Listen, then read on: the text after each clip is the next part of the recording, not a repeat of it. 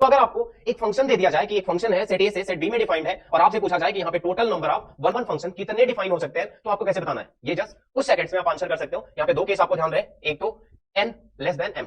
Statement देख लो कि a और b फाइनाइट सेट्स हैं, n of a equal to आपका क्या है m है, और n of b equal to आपका क्या है n। मींस आपका जो फंक्शन है वो सेट a से सेट b में डिफाइंड है, a में m एलिमेंट, b में n एलिमेंट। इसका मतलब ये आपका डोमेन हो गया, ये आपका कोडोमेन हो गया। तो कभी भी जो आपके कोडोमेन में एलिमेंट्स हैं वो डोमेन से कम नहीं होने चाहिए, वो डोमेन में एलिमेंट्स डोमेन से कम नहीं होने चाहिए। अगर ऐसा हुआ तो ध्यान रहे कि आप एक भी वन वन फंक्शन डिफाइन नहीं कर सकते। ये बात आपको क्लियर हो जानी चाहिए, ठीक है।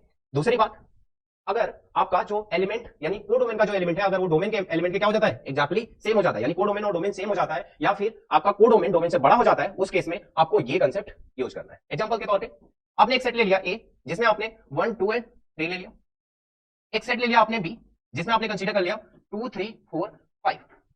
बात यहां पे क्या है कि n ऑफ b जो आपका n है वो आपका 4 हो गया, n ऑफ a जो आपका m है वो आपका 3 हो गया। अब इस कंसेप्ट के अकॉर्डिंग आपका जो number of one one function होगा वो आपका क्या हो जाएगा, npm। npm n आपका कितना है 4 है, 4p 4p 3 4p 3 हो जाएगा, तो ये हो जाएगा आपका 4 फैक्टोरियल अपॉन में 4 minus 3 factorial, that is 4 factorial upon में 1 फैक्टोरियल। तो ये हो जाएगा आपका 4 into 3 into 2 into 1, that is 4 3 12 2 24।